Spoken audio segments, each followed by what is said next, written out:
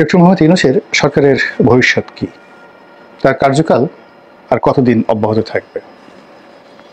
তিনি কি আজীবন থাকবেন, 5 বছর থাকবেন, নাকি অতি দ্রুত একটি নির্বাচন দিয়ে চলে যাবেন, নাকি নির্বাচন দেওয়ার মতো পরিবেশ হয়তো তিনি পাবেন না, তিনি মনের দুঃখে পদত্যাগ করবেন, মনের দুঃখে চলে যাবেন, অথবা এনিথিং অট, অপ্রত্যাশিত বা অনভিপ্রেত অনেক ঘটনা ঘটতে পারে।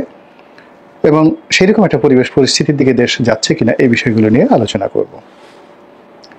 আমাদের দেশের মানুষের যে স্বাভাবিক চরিত্র, আমরা সাথে মসনদে যদি 1 মাসের একটি অবধ শিশুকে বসিয়ে দেওয়া হয়, তবু আমাদের দেশের জনগণ সেই শিশুকে সেলুট করবে, সম্মান করবে। তো তারই ধারাবাহিকতায় ডক্টর মোহাম্মদ ইউনূস যখন ক্ষমতায় বসলেন, তখন এখন তো আমাদের এই যে এজাহারে তাজাল্লুল, কারো কাছে নত হওয়ার, অবনত হওয়ার এবং নিজেকে ছোট ভাবার কিংবা ছোট করার যে প্রবৃত্তি হয়েছে, আবার কন্ট্রাস্ট মানে ঠিক উল্টো দিকে যেটা রয়েছে সেটি হলো অল অ্যান্ড সার্টেন কোনো রকম কারণ ছাড়াই নিজেকে খুব বড় ভাবা, নিজেকে সবকিছুর ঊর্ধ্বে ভাবা এবং আমি সবকিছু পারি, আমার কাছে অলৌকিক ক্ষমতা রয়েছে, দেবত্ব রয়েছে, এরকম হঠাৎ করে কিছু মানুষের লম্ফ এবং ঝম্প আমাদের এই দেশে শুরু হয়ে যায়। তো এই যে শেখ হাসিনার পতনের পর একটি অদ্ভুত এবং একটি নতুন পরিবেশ পরিস্থিতি আমাদের রাজনীতি, আমাদের অর্থনীতি, আমাদের জীবন, আমাদের জীবিকা, আমাদের সমাজ ব্যবস্থা সব জায়গাতে রীতিমতো ছায়া ফেলেছে। ছায়া বললেও ভুল হবে, অপছায়া ফেলেছে। ফলে সবকিছু টালমাটাল, কোনো কিছুরই ধারাবাহিকতা কিন্তু এই সময়টিতে নেই। ফলে কি হলো, রাতারাতি ডক্টর মোহাম্মদ ইউনূসের একটি সমর্থক গোষ্ঠী দাঁড়িয়ে গেল এবং একেবারে অপ্রত্যাশিত সমর্থক গোষ্ঠী। আমাদের দেশের যে সকল ইসলামী বক্তা, যে সকল ইসলামিক নেতা, তাদের একটি বিরাট অংশ ডক্টর মোহাম্মদ ইউনূসকে ঘৃণা করতেন। বিরাট অংশ বলে ভুল হবে, বলতে গেলে সবাই। তাকে তারা সুদখোর বলে গালিগালাজ করতেন এবং এই গালিগালাজ করে তারা শান্তি পেতেন।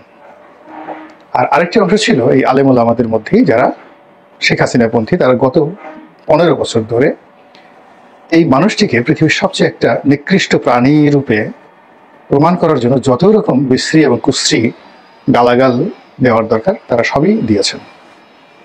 কিন্তু অবাক করার ব্যাপার হলো যে ডক্টর মোহাম্মদ ইউনূস ক্ষমতা লাভের পরে হাতে গোনা 2-4 জন ইসলামী বক্তা অথবা তৌহিদি জনতার খুব অল্প একটি অংশ তাদের যে অতীতের কথাবার্তা সেগুলো তারা স্মরণ রেখেছেন। অনেকে চুপচাপ থেকেছেন বা রয়েছেন, বা অনেকে হালকাভাবে ডক্টর মোহাম্মদ ইউনূসকে একেবারে মোলায়েম স্বরে তাকে স্মরণ করিয়ে দেওয়ার চেষ্টা করছেন যে তিনি আসলে এরকমই।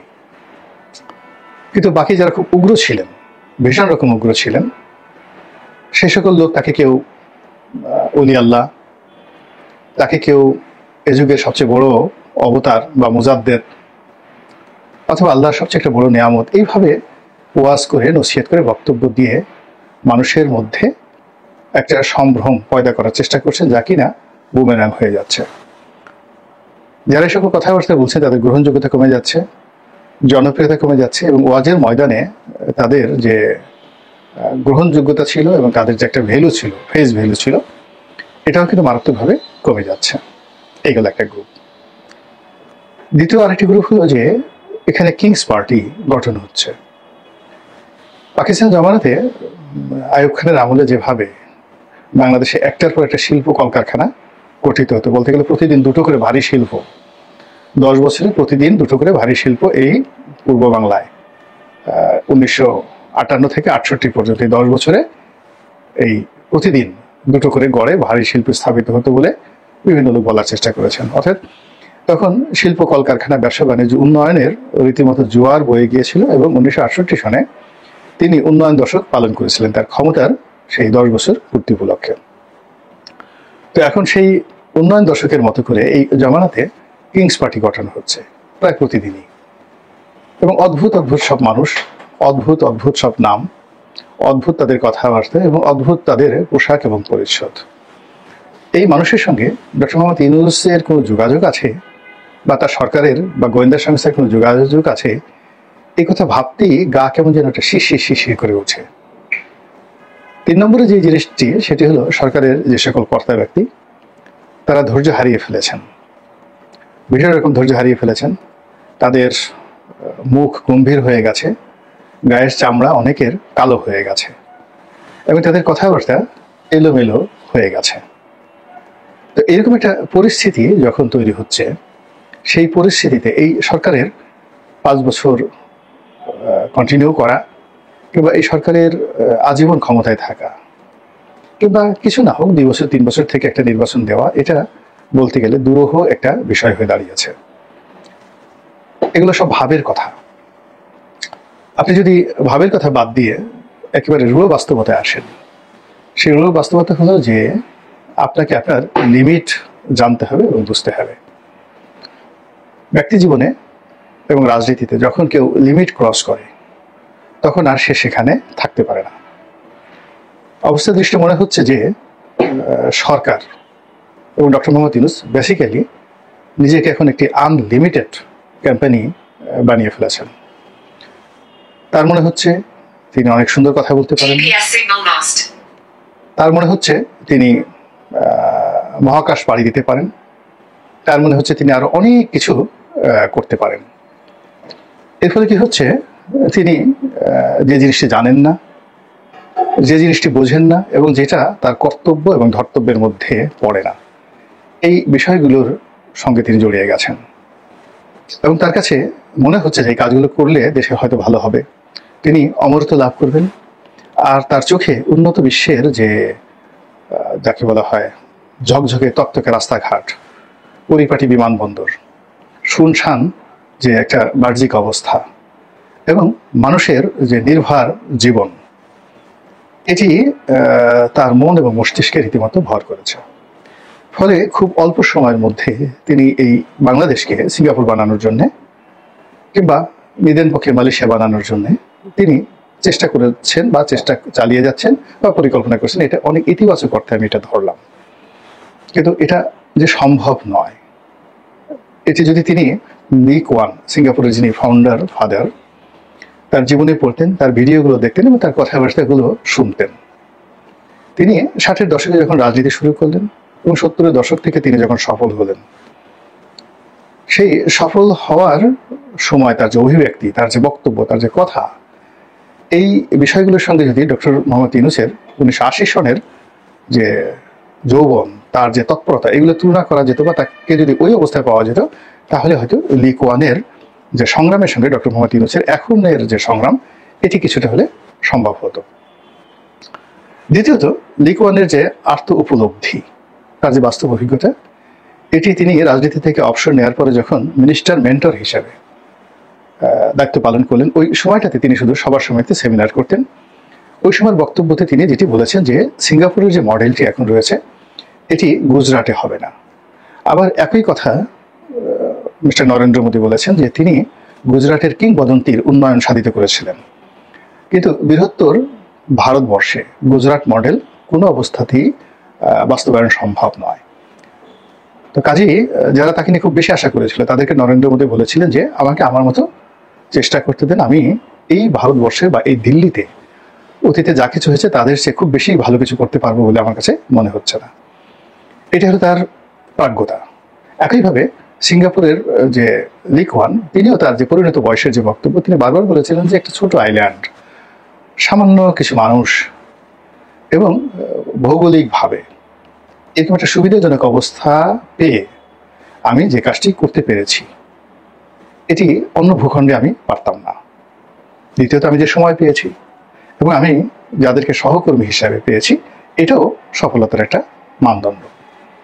তো সেই দিক থেকে ডক্টর মোহাম্মদ ইউনূস এখন যে সময়টি পেয়েছেন, এটি বড় বেয়ারা সময়, অসময় তার জন্য এবং আমাদের সকলের জন্য। দ্বিতীয়ত, তার যে বয়স, এই বয়স ভীষণ রকম তার জন্য একটা বোঝা।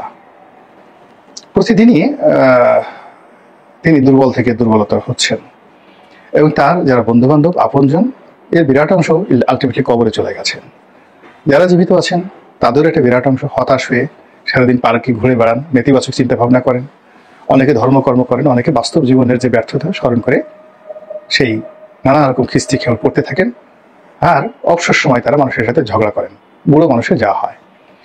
তো সেই বৃত্ত থেকে বের হয়ে তিনি একা এই রাষ্ট্রীয় জায়গাতে বসে তিনি রাতারাতি সবকিছু করে ফেলবেন, এটা কোনো যুক্তিতে, কোনো বিজ্ঞানে, কোনো ধ্যান ধারণায় এই পৃথিবীতে ঘটেনি। এই বাংলাদেশে ডক্টর মোহাম্মদ ইউনূসের চাইতে হাজার হাজার গুণ উঁচু মার্গের মহামানব ছিলেন।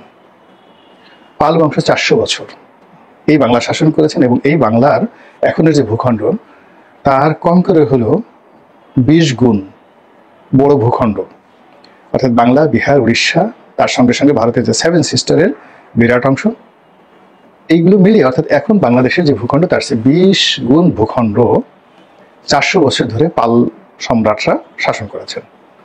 সেন সম্রাটরাও ঠিক একই শাসন করেছেন। হর্ষবর্ধনের সময় এই বাংলাকে কেন্দ্র না করলে উজ্জয়িনী কে কেন্দ্র করে তিনি একটা বিরাট সাম্রাজ্য গড়ে তুলেছিলেন। তারপর শশাঙ্কেরও একই অবস্থা, সেই 600 শতাব্দীতে, মানে মোহাম্মদ রসুল্লাহ সাল্লাল্লাহু আলাইহি সাল্লামের জমানাতে। এরপর সুলতানি আমল, মুঘল আমল, ইংরেজ আমল, এই বাংলায় বহু বড় বড় মানুষ এসেছেন। এমনকি পাকিস্তান জমানাতেও এই বাংলাতে গভর্নর হিসেবে, প্রধানমন্ত্রী হিসেবে অনেক বড় বড় মানুষ দায়িত্ব পালন করেছেন শুধুমাত্র পূর্ববঙ্গে। এখন তারা যে কাজগুলো পারেননি বা তারা যে কাজগুলো করেননি, তো সেই কাজগুলোতে হাত দেওয়ার আগে তাকে 1,33,000 বার, অর্থাৎ ডক্টর মোহাম্মদ ইউনূসকে 1,33,000 বার ভাবতে হবে।